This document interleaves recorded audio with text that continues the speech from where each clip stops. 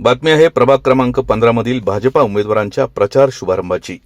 पिंपरी चिंचवड महापालिका निवडणूक 2026 मधील प्रभाग क्रमांक 15 मधील भारतीय जनता पक्षाचे अधिकृत उमेदवार राजू मिसाळ, अमित गावडे, शैलजा मोरे व शर्मिला बाबर यांनी आज 1 जानेवारी रोजी गजानन महाराज मंदिरात नारळ फोडून आपल्या प्रचाराचा शुभारंभ केला। यावेळी आमदार अमित गोरखे हे उपस्थित होते। प्रचाराच्या शुभारंभावेळी काढण्यात आलेल्या प्रचार रॅलीमध्ये प्रभाग 15 मधील मतदार व पक्षाचे कार्यकर्ते मोठ्या संख्येने उपस्थित होते।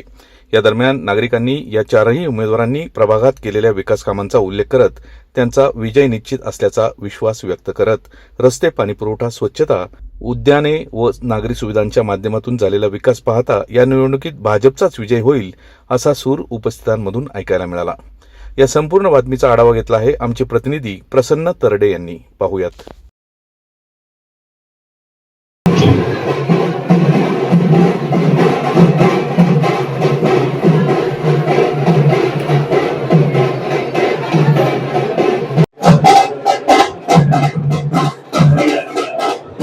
क्रमांक 15 मधून आज आपण पाहतोय भारतीय जनता पार्टीच्या संपूर्ण पॅनलने आज प्रचाराचा नारळ फोडलेला आहे। स्वतः विधान परिषदेचे आमदार अमित गोरखे हे या ठिकाणी उपस्थित होते। त्यांच्या उपस्थितीत या ठिकाणी गजानन महाराज मंदिर या ठिकाणी नतमस्तक होऊन या चारही उमेदवारांनी आज प्रचाराचा नारळ फोडलेला आहे। आमदार अमित गोरखे आपल्या सोबत आहे।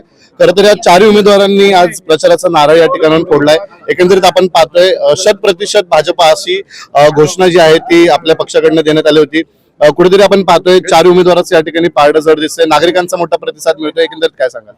खरं तर महाराष्ट्राचं शक्तिस्थळ असं ज्यांना म्हटलं जातं त्या गजानन महाराजांच्या मंदिरामध्ये आज या प्रभाग क्रमांक 15चे आमचे चारही उमेदवार, त्याच्यामध्ये आमच्या शैलजाताई मोरे आहेत, शर्मिलाताई बाबर आहेत, माननीय राजू मिसाळ आहेत आणि अमितजी गावडे आहेत, यांच्या प्रचाराचा नारळ या ठिकाणी फुटलेला आहे।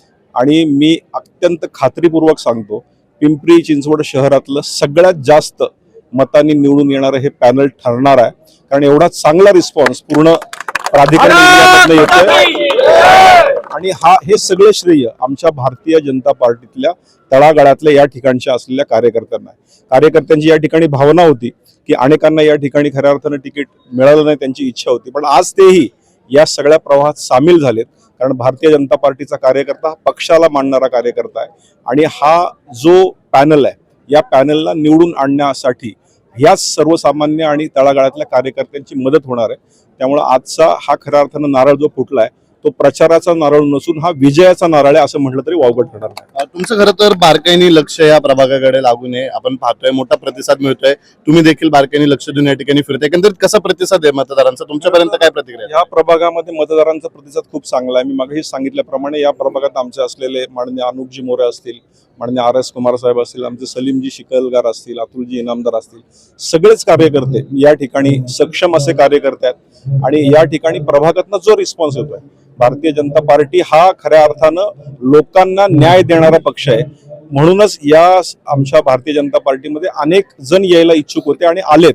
त्यामुळे अत्यंत चांगला रिस्पॉन्स आहे आणि लोक असे म्हणतात की तुम्ही फिरायचीच गरज नाहीये। मला असं वाटतं की लोकांपर्यंत पोहोचणं हे आमच्या उमेदवारांचं काम आहे आणि ती औपचारिकता खऱ्या अर्थानं पूर्ण केलीच पाहिजे आणि ते सगळे करतील। एकंदरीत पाहतोय अमित गोरखे आपल्या सोबत होते, चारही उमेदवार आपल्या सोबत आहेत, त्यांच्याशी बातचीत करत खरं तर आज प्रचाराचा नारळ फोडलेला आहे तुम्ही, एकंदरीत काय या ठिकाणी प्रतिसाद मिळतोय तुम्हाला, काय विजयाचा विश्वास वाटतोय तुम्हाला? आज गजानन महाराज मंदिर येथे प्रचाराचा नारळ फोडलाय आणि मला नक्कीच की ही जी प्राधिकरणातली जनता आहे हे आम्ही सगळ्यांनी जे गेल्या 7-8 वर्षात केलेलं जे काम आहे त्याचं मतदान रूपी दान हे नक्कीच आमच्या चौघांच्या पारड्यात टाकतील आणि पॅनलचा विजय होईल अशी मला नक्की खात्री वाटते।